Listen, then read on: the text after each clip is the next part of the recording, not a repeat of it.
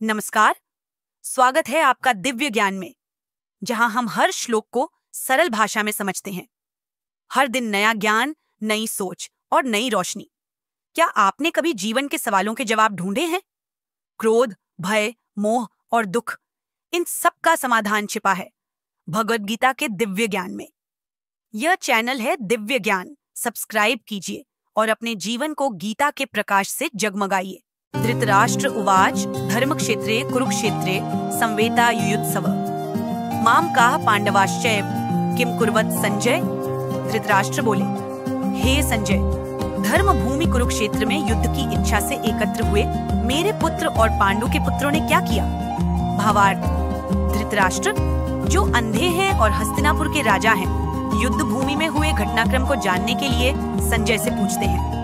उन्हें चिंता है कि कुरुक्षेत्र, जो धर्म की भूमि है, वहाँ उनके पुत्र कौरव और पांडव क्या कर रहे हैं। यह सवाल केवल दृश्य जानने के लिए नहीं है, इसमें एक गहरी चिंता, पक्षपात और मनोवैज्ञानिक भय भी छिपा है।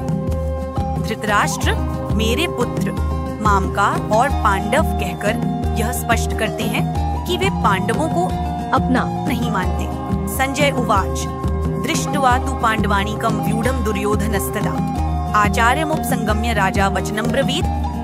संजय ने कहा, पांडवों की सेना को युद्ध के लिए सज्ज देखकर दुर्योधन अपने गुरु द्रोणाचार्य के पास जाकर ये वचन बोला।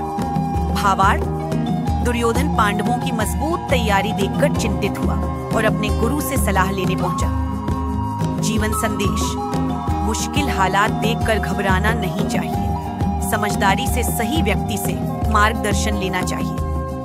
शत्रु को कभी हल्के में नहीं लेना चाहिए। पश्यैताम पांडुपुत्रा नामाचार्य महतीम चमुम व्यूढ़ाम द्रुपदपुत्रेण तव शिष्येण धीमता। देखिए, पांडवों की विशाल सेना को, जिसे आपके ही बुद्धिमान शिष्य द्रुपद के पुत्र धृष्टद्युम्न ने बहुत चतुराई से व्यवस्थित किया है। भावार्थ: अर्जुन यहाँ व्यंग्य पूर्वक अपने गुरु को याद दिला रहे हैं कि जिस योद्धा ने पांडवों की सेना की रचना की है, वह आपका ही शिष्य है। यह युद्ध की जटिलता और विडंबना को दिखाता है।